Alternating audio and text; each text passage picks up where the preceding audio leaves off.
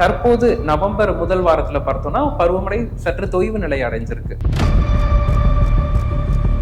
Montha புயல் வடக்கே ஆந்திரா நோக்கி சென்ற பிறகு பருவமழை தொய்வு நிலையில அடைஞ்சு தற்போது வெப்பமான நாட்கள் நிலவுவதை பார்க்க முடியுது. குறிப்பா பார்த்தோம்னா வரலாறு காணாத வெப்பநிலை சென்னை உட்பட தமிழகத்துல பதிவாகிட்டு இருக்கு. இதற்கு முன்னதான் இது போன்ற ஒரு வெப்பநிலை எப்போது பதிவாகணுச்சு அப்படின்னு பார்த்தோம்னா, இது எல்லாமே பார்த்தோம்னா நமக்கு முழுமையான வடகிழக்கு பருவமழை அமைப்பு இன்னும் உருவாகல அப்படிங்கிறது தான் காட்டுது.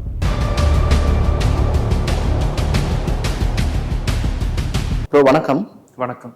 இந்த ஆண்டு பருவமழை தொடங்கிடுச்சுங்களா? இப்ப அதோட நிலைமை எப்படி இருக்கு ப்ரோ? குறிப்பா பார்த்தோம்னா வடகிழக்கு பருவமழை அக்டோபர் 15ஆம் தேதி தொடங்குச்சு. அக்டோபர் மாதத்தை பொறுத்தளவிற்கு கிட்டத்தட்ட நமக்கு இயல்பாக பதிவாக வேண்டிய மழையின் சராசரி 17 சென்டிமீட்டர். இந்த ஆண்டு 23 சென்டிமீட்டர் அளவிற்கு மழைப்பொழிவு பதிவாகி இருக்கு. தற்போது நவம்பர் முதல் வாரத்துல பார்த்தோம்னா பருவமழை சற்று தொய்வு நிலை அடைஞ்சிருக்கு. இந்த மோன்தா புயல் வடக்கே ஆந்திரா நோக்கி சென்ற பிறகு பருவமழை தொய்வு நிலையில அடைஞ்சு தற்போது வெப்பமான நாட்கள் நிலவுவதை பார்க்க முடியுது. இந்த பருவமழை ஸ்டார்ட் ஆயிடுச்சு, வெயிலோட தாக்கம் ரொம்ப அதிகமா இருக்கு. குறிப்பா பார்த்தோம்னா வரலாறு காணாத வெப்பநிலை சென்னை உட்பட தமிழகத்துல பதிவாக்கிட்டு இருக்கு. இப்போ சென்னை எடுத்துட்டோம்னா சென்னை நுங்கம்பாக்கத்துல 35.5 டிகிரி செல்சியஸ் அளவிற்கு வெப்பநிலை பதிவானுச்சு.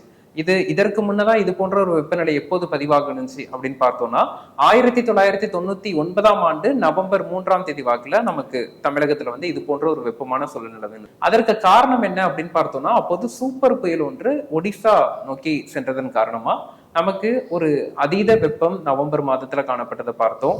அதன் பிறகு 25 ஆண்டுகள்ல இல்லாத வெப்பம், வரலாற்றுல இல்லாத அளவிற்கு நவம்பர் முதல் வாரத்துல வெப்பநிலை அதிகரிச்சு காணப்படுவதை தற்போது பார்க்க முடியுது. இதற்கு முக்கிய காரணம் என்ன அப்படின்னு பார்த்தோம்னா, இந்த மோன்தா சைக்ளோன் அந்த வடக்கு நோக்கி ஆந்திரா மற்றும் ஒடிசா சத்தீஸ்கர் வழியாக வடக்கு நோக்கி ஈர்க்கப்பட்டது. அதன் காரணமாக ஒரு மேற்கு காற்றின் ஊடுருவல் தமிழகம் முழுவதுமே காணப்பட்டு இருக்கு. அது மட்டும் அல்லாமல் நமக்கு இந்த வெப்பமண்டல காற்று குவிதல் ITCZ ஜோன் என்று சொல்லக்கூடிய அமைப்பும் ஆந்திரா அருகேவே நிலவிக்கிட்டு இருக்கு. அத்துடன் பார்த்தோம்னா முழுமையான மேற்கு காற்றின் ஊடுருவலும் வடக்கு காற்று வறண்ட வாடை காற்றின் ஊடுருவல் தற்போது வரைக்கும் தொடங்காதது உள்ளிட்ட பல்வேறு காரணிகளால தற்போது வெப்பமான சூழல் தமிழகம் முழுவதுமே இருக்கு. வரலாறு காணாத அளவிற்கு நமக்கு கடலோர மாவட்டங்கள்ல வெப்பநிலை 35 டிகிரி செல்சியஸ்க்கு மேல் சென்றிருக்கு. அதே போல மதுரை உள்ளிட்ட உள் மாவட்டங்கள்ல 37 டிகிரி செல்சியஸ் அளவிற்கு வெப்பநிலை காணப்படுவதையும் பார்க்க முடியுது. இது எல்லாமே பார்த்தோம்னா நமக்கு முழுமையான வடகிழக்கு பருவமழை அமைப்பு இன்னும் உருவாகல அப்படிங்கிறது தான் காட்டுது. இப்ப நவம்பர்ல அடுத்த சுற்று மழை எப்ப தொடங்க இருக்கு ப்ரோ? இப்ப தற்போது பார்த்தோம்னா தொடர்ச்சியா நவம்பர் 1ஆம் தேதி முதலே ஒரு வறண்ட வானிலை தான் காணப்பட்டு இருக்கு. நவம்பர் 15ஆம் தேதி வாக்குல தான் நம்ம அடுத்த சுற்று 3ஆம் சுற்று வடகிழக்கு பருவமழையை நம்ம எதிர்பார்க்கலாம். அப்போது பார்த்தோம்னா ஒரு காற்றழுத்த தாழ்வு பகுதியோ அல்லது காற்றழுத்த தாழ்வு நிலையோ உருவாகி அது முழுமையான வடகிழக்கு காற்றை ஈர்த்து தமிழகத்தில் பரவலான மழைப்பொழிவையும் கொடுக்கும். இந்த வெப்பத்தில் இருந்து இந்த வெப்பமான நாட்களில் இருந்து முழுமையான ஒரு முடிவையும் கொடுக்கும் அப்படின்னு எதிர்பார்க்கலாம். இந்த நவம்பர்ல சராசரிக்கும் கம்மியான மழை தான் பெய்ய போகுது அப்படின்னு நிறைய பேர் சொல்லிட்டு இருக்காங்க. அது உண்மைங்களா? சராசரியா நவம்பர் மாத மழையளவு அப்படின்னு பார்த்தோம்னா 18 சென்டிமீட்டர் தமிழகத்தை பொறுத்தளவிற்கு. இந்த ஆண்டு கண்டிப்பாக நம்ம இயல்புக்கு அதிகமான மழைப்பொழிவை எதிர்பார்க்கலாம். கிட்டத்தட்ட 22 முதல் 25 சென்டிமீட்டர் அளவிற்கு சராசரியா மழைப்பொழிவு பதிவாக வாய்ப்பு இருக்கு.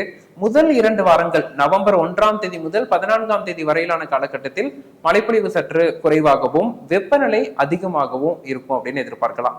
அதுவே நவம்பரின் பிற்பகுதி நவம்பர் 15ஆம் தேதி முதல் 30ஆம் தேதி வரையிலான காலகட்டத்தில் இயல்புக்கு அதிகமான மழைப்பொழிவும் அதே போல வெப்பம் குறைந்த நாட்களும் மழைப்பொழிவு நாட்கள் அதிகரித்தும் இருக்கும் அப்படின்னு எதிர்பார்க்கப்படுது. அப்படி பார்க்கும்போது ஒட்டுமொத்த நவம்பர் நமக்கு இயல்புக்கு அதிகம் என்ற நிலையிலேயே முடிவடையும்னு எதிர்பார்க்கலாம். குறிப்பா நவம்பர் 15ஆம் தேதிக்கு பிறகு வடகிழக்கு பருவமழை படிப்படியா தீவிரமடைய தொடங்கும். நவம்பர் இறுதி வாரத்துல 23ஆம் தேதிக்கு பிறகு உருவாகக்கூடிய சலனம் ஒரு புயல் போன்ற அமைப்பாக வலுப்பெற்று மழைப்பொழிவை கொடுக்கக்கூடிய ஒரு காற்றழுத்த தாழ்வு மண்டலமோ அல்லது புயலாகவோ மாறி வட தமிழக கடற்கரை நோக்கி நகர்வதற்கான சாத்தியக்கூறுகள் இருக்கு. சென்னையை பொறுத்தளவிற்கு இப்ப அக்டோபர் மாத மழைப்பொழிவே பார்த்தோம்னா சராசரியா 27 சென்டிமீட்டர் மழைப்பொழிவு பதிவாக வேண்டும். ஆனால் சென்னையில கிட்டத்தட்ட 35 சென்டிமீட்டர் மழை பதிவாகி இருந்துச்சு. இது இயல்பை விட 29% அதிகமா பார்க்கப்படுது. சென்னையிலையும் முதல் 2 வாரங்கள் மழைப்பொழிவு குறைந்து வெப்பமான நாட்களாகவும் அவ்வப்போது வெப்பச்சலன இடிமழையும் பதிவானாலும் நவம்பரின் பிற்பகுதியில நல்ல மழைப்பொழிவு எதிர்பார்க்கலாம். குறிப்பா நவம்பர் இறுதி வாரத்துல உருவாகக்கூடிய அந்த சலனத்தில் இருந்து ஒரு பரவலான மிக கனமழை வரைக்கும் பதிவாவதற்கான வாய்ப்புகள் இருக்கு. சென்னை நவம்பர்ல இயல்புக்கு அதிகமான மழையை எதிர்பார்க்கலாம். டிசம்பர் மாதமும் தமிழகத்துல வந்து வடகிழக்கு பருவமழை நல்ல மழைப்பொழிவு கொடுக்கும் அப்படின்னு எதிர்பார்க்கப்படுவதனால ஒட்டுமொத்த தமிழகத்திற்குமே அது சென்னை உட்பட வடகடலோர மாவட்டங்கள், காவிரி படுகை மாவட்டங்கள், தென் மாவட்டங்கள், மேற்கு மாவட்டங்கள் மற்றும் மேற்கு தொடர்ச்சி மலையோர மாவட்டங்கள் என ஒட்டுமொத்த தமிழகத்திலுமே இந்த ஆண்டு இயல்புக்கு அதிகமான மழைக்கான வாய்ப்புகள் இருக்கு. இப்ப குறிப்பா பார்த்தோம்னா நமக்கு அக்டோபர் மாதமே தமிழகம் முழுவதுமே நல்ல மழைப்பொழிவு பதிவாகி இருந்துச்சு. அதனால நமக்கு வந்து மண்ணின் ஈரப்பதம் அதிகரிச்சிருக்கு, பெரும்பாலான நீர்நிலைகள்ல நீர் இருப்பு அதிகரிச்சிருக்கு. இந்த சூழல்ல தற்போது கிடைத்திருக்கும் இடைவெளி மற்றும் வெப்பமான நாட்கள் என்பது உண்மையிலேயே நமக்கு மிகவும் நல்லதுதான். ஏனென்றால் இந்த வானிலை அமைப்பு கடல் வெப்பநிலையும் நிலப்பகுதியில வெப்பநிலையும் உயரும் போது அடுத்தடுத்த மலை சுற்றுகள் தீவிரமடைவதற்கு மிக சாதகமா அமையும். அது மட்டும் அல்லாமல் மண்ணின் ஈரப்பதமும் சற்று வறண்டு ட்ரை ஆகிறதுக்கான ஒரு சூழல் ஏற்படும்.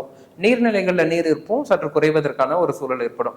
இவை அனைத்துமே சாதகமாக பார்க்கப்பட்டாலும் நவம்பர் மாதம் மீண்டும் பிற்பகுதியில வடகிழக்கு பருவமழை தீவிரமடைந்து மழைப்பொழிவு கொடுக்கும் போது மீண்டும் வந்து நமக்கு மண்ணின் ஈரப்பதம் வந்து அதிகரிப்பதற்கும் நீர்நிலைகள்ல நீர் இருப்பு அதிகரிப்பதற்கும் வாய்ப்புகள் இருக்கு. அப்படி ஒரு சூழல் உருவாகும் போது டிசம்பர் மாதம் உருவாகக்கூடிய காற்றழுத்த தாழ்வு பகுதி, தாழ்வு மண்டலம் போன்ற அமைப்புகளால நமக்கு மிக கனமழை, அதீத கனமழை வாய்ப்புகள் ஏற்பட்டால் அப்போது தாக்கம் என்பது அதிகமா இருக்கும். ஏன்னா நமக்கு நீர்நிலைகளை பொறுத்தும் மண்ணின் ஈரப்பதம் பொறுத்தும் அதோட ஒரு 5 சென்டிமீட்டர் மழை பதிவானாலே அதன் தாக்கம் என்பது சற்று கூடுதலா இருக்கும். அந்த வகையில பார்க்கும்போது இந்த ஆண்டு அந்த லானினா மற்றும் எதிர்மறை ஐஓடி போன்ற அமைப்புகளால வடகிழக்கு பருவமழை டிசம்பர்ல தீவிரமடைவதற்கும் ஜனவரியில நீடித்து பெய்வதற்கும் வாய்ப்புகள் இருக்கு என்பதன் காரணமா இந்த ஆண்டு டிசம்பர் மாதம் சற்று எச்சரிக்கையாக இருப்பது நல்லது. அதே சமயத்தில் தேவையின்றி அச்சப்படவும் தேவையில்லை. நாங்க கேட்ட கேள்விக்கெல்லாம் பதில் சொன்னதுக்கு நன்றி ப்ரோ. நன்றி.